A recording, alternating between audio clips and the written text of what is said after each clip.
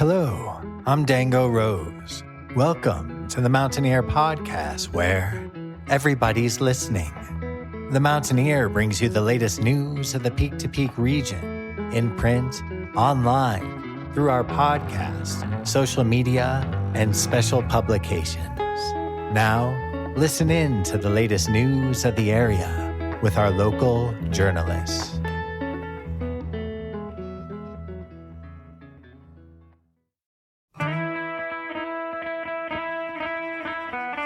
Welcome back to the Mountaineer Podcast, where everybody's listening. I'm Barbara Hardt. And I'm Doug Armitage. And now for this week's news. Our intro music is performed by local band New Family Dog. Lead vocalist John Black Dog Ridnell says the song was inspired by a memory of a woman.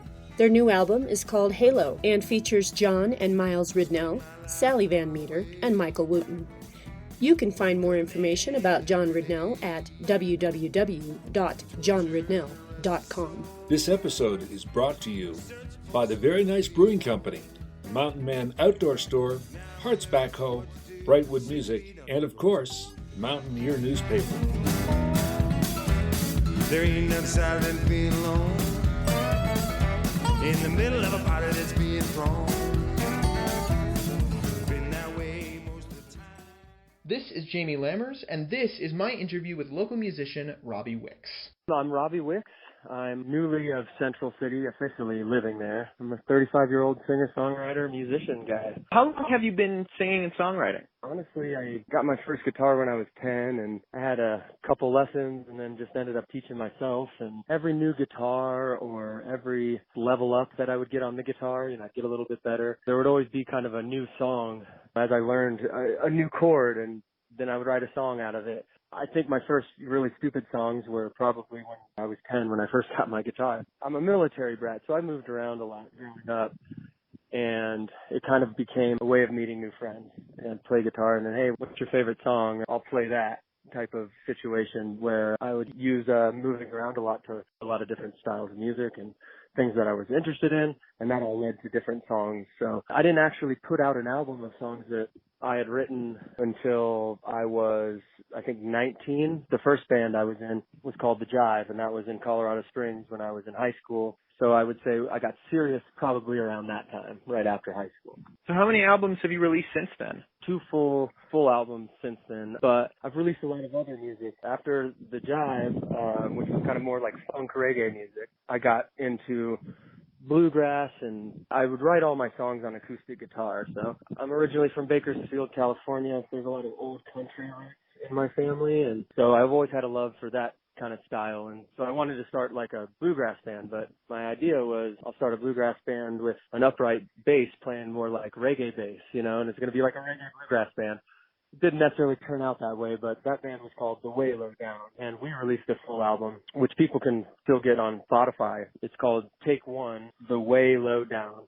We did that for a few years, and we loved it. And I had a big breakup with a girl in a relationship for about 5 years. We broke up, and the band kind of broke up at the same time. As I was transitioning, I moved to Capitol Hill in Denver, and I started a songwriting project where I was like, okay, I want to be a songwriter. I'm not in any band anymore. I don't know what I'm going to do. All I know is that I want to write songs. So I wrote a song every single day for an entire year, from October 1st, 2010 to October 1st, 2011. And at the time, I put up a website and I would post my songs, and every single day I would try to write and I would try to produce it, even if I was up in the middle of the night. I lived alone. I was single, and that's the type of thing you can do when that's the situation for you. And then through that songwriting project, after the breakup and everything, I ended up meeting another guitar player. We started polishing some songs and put a band together, and that was the Robby Wicks Band. Put out a full album in 2013. We did a lot with the Robby Wicks Band. We toured around. We played a lot of really awesome shows and all the sweet venues in Denver and in the mountains. And then I started getting connections up in the mountains, and I would go up there and play solo acoustic shows. And in that era, I started coming up to Central City every so often to blow off steam, and we would go up there to gamble and hang out. And we being my girlfriend Julie and I, my current girlfriend, we would go up there, and we ended up just falling in love with it. And kind of fast forward from there, we haven't done the Robby Wicks Band in a while. COVID kind of screwed a lot of things up, and I've found myself now just trying to find a new path and have a lot of new songs and a lot of new material that I'm working on putting out a new album here. Hopefully be recording it this year, so hopefully be out by early next year. It was a lot of music packed in there, a lot of different shows, and it kind of made me into the guy I am now, which I love my original music. I love doing that. I love pursuing that, especially more and more lately, since COVID, actually. Since it got taken away from me as far as being able to perform to people. It really kind of reboosted that love for the original music. But I'm able also to do 8 hours of cover tunes and just songs that I like, and it's fun to be able to make people happy with music, whether it's my music or other people's music. Speaking of shows, you've got a show coming up in the Peak to Peak area. You want to tell us a little bit more about that show?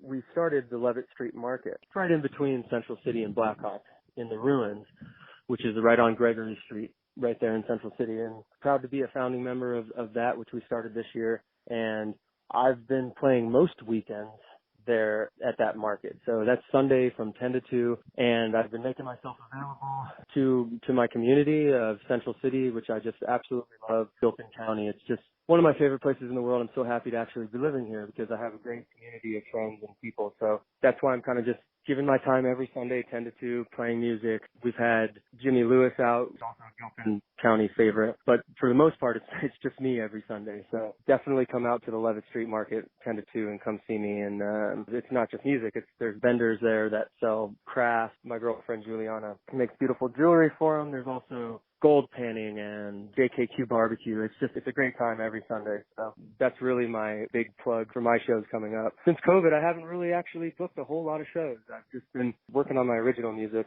and then using the covers to go out and just play the shows that I want to, which the Levitt Street Market is certainly that. I started getting more into writing music at the start of COVID. It's a very good coping mechanism, just focusing on the art that you love.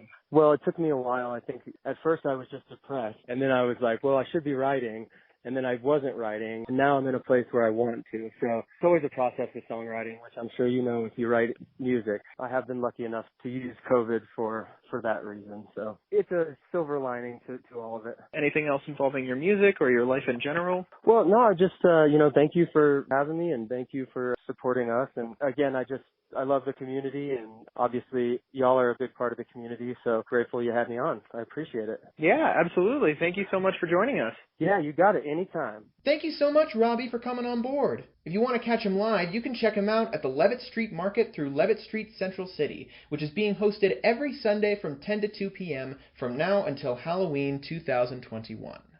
And now to the news desk. Peak to Peak musicians and artists, we're looking for you. Would you like a feature story in print edition of The Mountaineer, on our podcast, website, or social media? Interviews are completed in person with our professional journalists. We are your community newspaper. Interested? Email publisher at themountaineer.com to get on the list for upcoming editions. Check out this week's full music listing in print or online at www.themtnear.com and click on Music of the Mountains. This week's Backdoor Theater movie is Pig. The movie is about a truffle hunter who lives alone in the Oregon wilderness and must return to his past in Portland in search of his beloved foraging pig after she is kidnapped. Rated R, the show runs August 6th and 7th at 7 p.m. and offers an August 7th matinee at 2 p.m. This weekend is Mountain Fest. The event is a local festival and fundraiser for Coal Creek Canyon Park and Rec District, celebrating all things mountain. They offer live music, a car show, petting zoo, food and beverages, including beer, contests, activities for kids, a mountain-themed obstacle course, hayride, and more. Mountain Fest is held in Coal Creek Canyon, and the event runs from noon to 5 p.m. All right, this is Dango Rose with the Mountaineer Everybody's Listening podcast. Today, my special guest is Vince Herman, well known from the band Leftover Salmon and local resident in Netherlands for many years, now residing in Nashville, Tennessee. Good day, Vince. How you doing? I'm doing wonderful out here in Nashville, man. It's a fine day, fine day. That's great to hear. It sounds like you guys have gotten back out on the road, released a new CD. the brand new good old days, right? Yeah. Yeah, it's just like the brand new good old days. We're out there hitting the road tirelessly, except we're tired this time. I didn't realize I lost so much endurance by pausing for so long, you know? How did the great pause feel for you? It was really great. The great pause was great, man. Been on the road for 30 years and, just going nonstop. I didn't even think it was possible to stop. The slowdown really, really made me look at what was going on and what direction I wanted to take things, Was it a shock for you at first in your system just to slow down in such a way? I felt like I was at the hotel and the bus was supposed to be coming, but it never came. Mm. And like, I was just sitting there like, wow, like, wow, what do you do with this amount of time? And as it became obvious that it was going to be a longer and longer amount of time, I really dug in and loved it. After about 4 or 5 months of just looking at myself like I am right now on one of these Zoom cameras, interacting with people on these sort of devices, I realized, man, I got to see some real faces. Ended up buying an RV and traveling across the country in my little isolation pod. Felt safe, Right on. Yeah, it just came to mind. It's like when we were kids, or when I was a kid, watching the Jetsons and everything, and now it's like now kids are living in the Jetsons. I don't know where that dog walking elevator is, though. I want to be out there hanging in the air, walking on one of them exercise pads, Right. Nashville, Tennessee. So how long ago did you make the move there? And what was the preemptive sort of inspiration to head east after so many years, west in Colorado and Oregon? And yeah. Well, there's several layers to that. One is, I got in an RV and came out here, ended up meeting a lot of folks and ended up getting a publishing deal. And, congratulations. And then doing a bunch of co-writing, which I've never done before. So that was just really inspiring, and I had so much fun doing it. I thought, man, well, I better get out here while I've got this opportunity and just dig in, especially since there was no knowing how long we'd be off the road. It just seemed like a good thing to come out and write. Yeah, man, it's just it seems so natural too, like the collaboration aspect of the creative process and the songwriting process. Do you feel that it just comes real natural for you to sit in a room with different folks and write out songs? Absolutely, man. It's been feeling really comfortable. I always wondered if my improv thing would work in a writing room, and thus far it has. And I've been meeting some incredibly quick-minded characters out here who do similar things, and it just blows me away that I've been able to step into a scene like this out here with such really talented people and have any kind of cred from years in the jam band scene. I didn't think that would translate into the Nashville writing scene, but it seems to have. Maybe the Nashville Sessions album, the Leftover Salmon album, kind of created some headway, if you will. That, a lot of these cats I've been writing with, they're like, yeah, man, I saw you and when I was 19 or 20, and, I had no idea you could just stand on stage and yell corn for 5 minutes. I was playing music, stuff like that. Yeah. Oh my God. It reminds me of the first time I saw you. I was like 15 in Chicago at the Vic, and that is pretty much my memory. And then good old Mark Van throwing hot dogs from the stage, and I felt like the king of the world when I caught one of those hot dogs. It changed my life, Vince.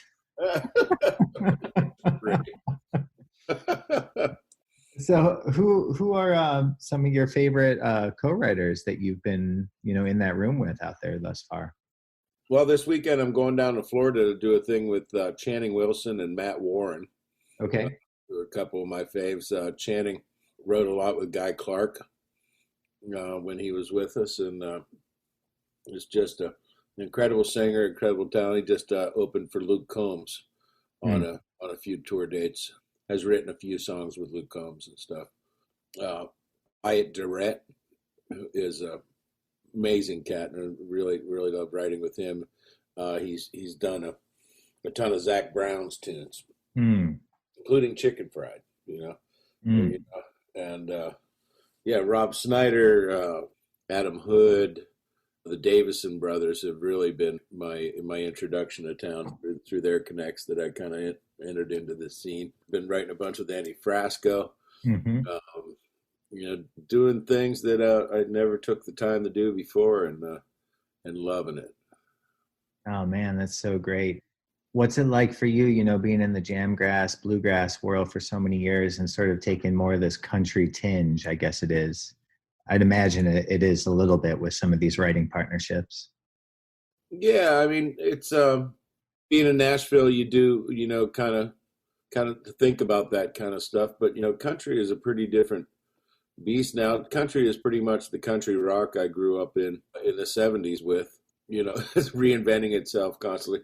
My mission is to bring the jam band and the country band world together, and through these writers and all this stuff, because it's the same music. It's a cultural thing, and at this point we need to bring the culture together as much as any time in the history of our country, so I'm out here in Trump land, and trying to make those bridges happen. It's not Colorado out here. No, it's quite a bit different. So bridges to Burton on a whole new level, I suppose. Yeah, that's it. Trying to find the bridge. Exactly. And the common ground, which we all do share. We sure do, man. Just like the jam bands in the country music scene share, it's the same thing, But there's some idea about it not being that needs to be dispelled. Right. It's almost like this myth of illusion that there's separation between people and then also between music genres, That's kind of the cool thing about the jam band world in and of itself, is that it always sort of brought all the different aspects of different musical styles together. And in so doing, kind of brought cultures together too. Yeah. I think we're going to try that at the Caribou Room. Thank you. Yes. Okay. So you're coming back. You're coming back to Netherland, August 6th, correct? Yes, August 6th. It's going to be the Herman clan with all kind of folks. I think we're going to get Andy Thorne to be an honorary Herman, and Jack Cloonan's always an honorary Herman. And we're going to have the Taylor Scott band join us. Taylor's a cat I just met the past weekend at Floyd Fest. Smoking guitar player, has a great band. They were hanging here in Nashville for a couple of days after Floyd Fest, and been hanging and playing some tunes. And they play a lot of electric music. The Herman clan will be kind of a acoustic-y kind of stuff, and then at the end of the night, I think we're going to put it all together and play electric and loud acoustic music. Right on. What more do you have in store with the Herman clan? Have you guys you must have been working on music over the years with your sons, huh? Do you guys have a set together, or is it always just sort of improv in the moment?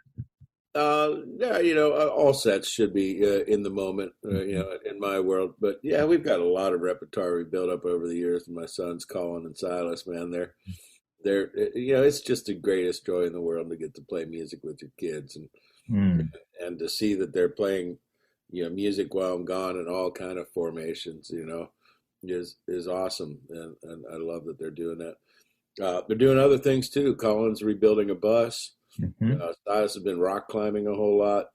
They're getting a lot done and having fun, man. So I'm happy to come and do that same thing with them. Awesome. And Netherland, Colorado, Vince, I know it holds a special place in your heart. What's it like to come back, when you're living elsewhere right now, to just engage with the community and to be able to throw a nice show and a celebration like this? Well, honestly, I prefer to be coming back for NedFest, but we're doing what we can do, aren't we? Yeah, it's great that they've been able to keep the Caribou Room open and be It's creative. such a community service. It really is. Pete is really to be commended for keeping it open as much as he has. Keeping that venue alive is important to the cultural life of our town. And Absolutely. I guess I still call it our town, even though I'm not living there.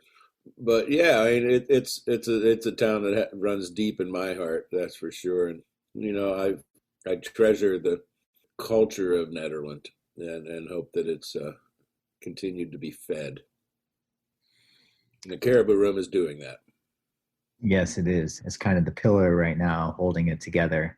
So big thanks to everyone over there for making it happen. Vince, when you're coming out, do you have any other shows in the area? No, just playing a wedding with a distant cousin of mine, then jumping on a plane and going to Alaska to play the Salmon Fest with my band, the High Hawks. Oh, yeah, that's another group you have going right now. Yeah. Yeah, with Chad Staley from Great American Taxi. And you guys just released an album too, huh? Yes, we did. Just called the High Hawks. And I'm really psyched about it. Tim Carbone, Brian Adams, Will Trask, and Adam Gruhl from Horseshoes and Hand Grenades. It really makes for a fun band. And we really were just some friends that wanted to do a gig together. And we decided that instead of doing, snippets of songs from all the various bands, we just try to write some to do ourselves, and developing that material, we did a couple shows and just thought, well, man, let's record this stuff. Where'd you guys end up recording that one? We did that down in Denver with Todd Dybel at Silo. Nice. Yeah. Todd's great to work with, and Tim has produced a few records for various incarnations of Great American Taxi and stuff like that. So we worked with Tim a lot before, and it was a good process. So lots of new music. It's been an incredibly creative time. New Leftover Salmon album, new High Hawks album, and then all these songwriting collaborations happening in Nashville. So it sounds like The Great Pause was a catalyst for some good creative art in your world. Absolutely. Mm-hmm. I've loved it, and it's great to have a little bit different pace, And as far as your RV goes, do you have a name for your traveling pod? Betty White. Nice. It's a big white tube. Will you be bringing the big white tube back to Nederland? No, I'll just be flying in for the shows and flying out to Alaska and then back to back to Colorado for Winter Park, I believe. Oh, cool. And sometime soon. Saban's going to be playing Winter Park out the I-Bar out in Gunnison. Got a few things. I'm always coming back to Colorado. Yeah, absolutely. Well, Vince, thank you so much for taking the time today. August 6th at the Caribou Room, everyone. Get your tickets early. It's going to be an outdoor show and an indoor sort of hybrid experience. They're still, being safe over there, social distancing as necessary. It's going to be a great time, kind of like a homecoming celebration with the Herman clan and all the friends and special guests. Anything else you'd like to say to our listeners on the Peak to Peak? Get a vaccine, wear a mask. Let's not shut down again in the fall. We all get together. We can keep this thing going. Right on. Thank you, Vince Herman, our very special guest this week. My name is Dango Rose with the Everybody's Listening podcast. We'll hear you again real soon. The Mountaineer has advertising packets that include print, social media, online, and podcast. Online ads are included for $1 per week when you're advertising in print. Email publisher at themountaineer.com for info on marketing plan for all your business needs. And if you have a business in the Peak to Peak region, send us your pitch. We cover every business in the region from Allens Park to Central City with all of the towns and canyons in between. Email publisher at themountaineer.com to be included in an upcoming edition for our business short takes. Big news! This newspaper is for sale. We have a motivated seller willing to carry for an approved local buyer. This is a 44-year weekly publication with excellent subscriber base, unlimited ad sales potential, and almost 40 contributors per month. Need more information? Call 303-810-5409 or email publisher at themountaineer.com. Al-Anon meetings are available at 7 p.m. on Thursday evenings at St. Paul's Episcopal Church. They are located at 224 East First High Street in Central City, next to the Gilpin County Museum. This is an open meeting for friends and family of alcoholics. The Levitt Street Market is open every Sunday from 10 a.m. to 2 p.m. in Central City. The market has several vendors offering fresh produce, pottery, jams, and jellies, JKQ barbecue, and more. Stop by 300 Gregory Street in Central City to check it out. Brightwood Music in Nederland rents all of your needed school instruments for band and orchestra for the full school year. They also rent instruments by the day, week, and month. Having a backyard barbecue with family musicians coming in from out of state, they have the guitar you need to play your favorite music. Need a banjo, an upright bass, or violin? Yeah, they have those too. Brightwood Music is family-owned and operated and has been a Nederland staple for more than a decade. They are located at 20 East Lakeview Drive, Unit 109 in Nederland, and can be reached at 303-258-8863, or find them on Facebook at Brightwood Music. Hello, my name is Jamie Lammers, and this is my interview with Sharon Ferguson from the Nederland Visitors Center. Sharon Ferguson, and I've lived in Boulder County since 1976. I lived in Nederland twice, but in this house down the street, I've lived there for 30 years, and my son went to school here, and I've been working at the Visitor Center for 3 or 4 years now. I think I started as a volunteer and then became a manager after that.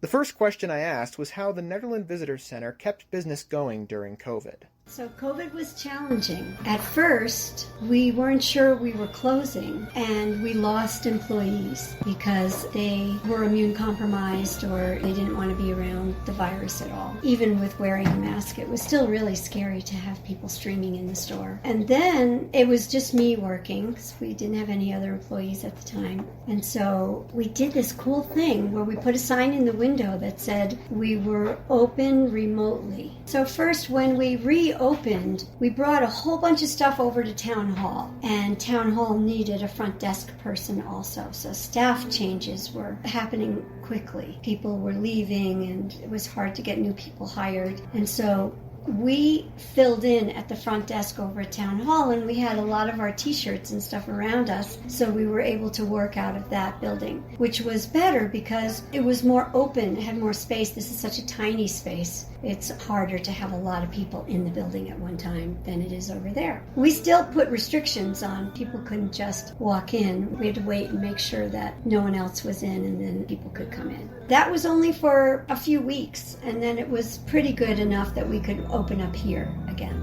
So we brought everything back from Town Hall and we put it back in this building. And then it was mostly just me working. So we put a sign in the window that said we were open remotely. Just call us up. We're right down the street and we'll be here in a moment. And so we did that for 6 months. There was a time when we were closed completely, when it seemed like it was crisis everywhere. But then as things started to open up again, we did the remote on-call. And so I would get 1 or 2 or 3 phone calls a day from people. Either they just needed directions or information. I would explain to them that the maps are posted in the window so they could come and take pictures of them. And if they wanted to look at the merchandise, I would make an appointment to come down. Sometimes it was just right away because I was right down the street. And I could come over and let them in the building, but just 1 or 2 people at a time. And everybody was masked and we all wore hand sanitizer. So that's how COVID went for us. And of course, sales were way down. But 2019 was, although it was an extremely busy year for us, we were also dealing with canyon closures. So there were periods where you had to wait an hour. And sometimes it was closed completely for the whole day because they were blasting and doing all kinds of work. So that was 2019. So our sales for July 2020 was a wash,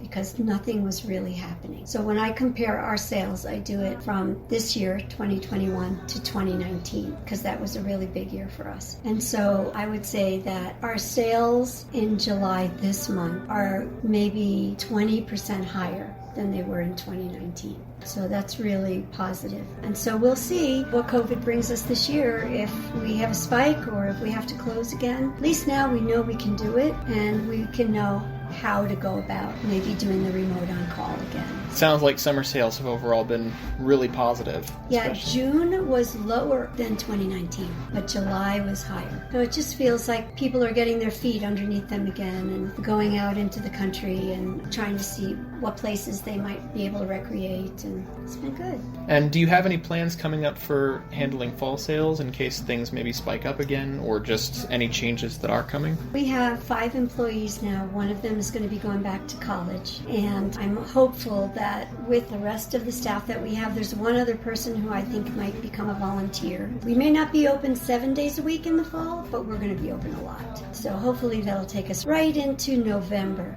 And we also are working on an online store where people can purchase things online. So that might work out too for Christmas. I'm excited about the new designs that are in the store, and even though we've had more business than we expected, we are trying really hard to keep our inventory in stock. If people are inspired, they should come in and take a look, because we've got some beautiful new things that have not been seen yet.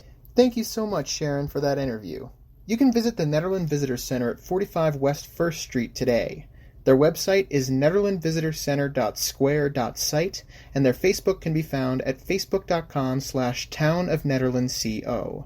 For more information, call 303-258-3936 or email Sharon at sharonf@nederlandco.org.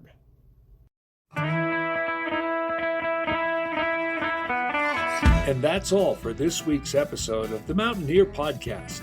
All editions of the Mountaineer Podcast are available on our website at www.themtnear.com and click on Podcast.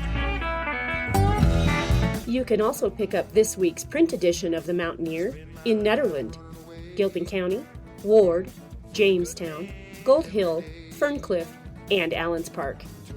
And go online to catch up on more local news. I'm Doug Armitage. And I'm Barbara Hardt. Until next time, thanks for listening. 6 feet under the river was a... There ain't nothing sadder than being alone in the middle of a party that's being thrown. Been that way most of the time.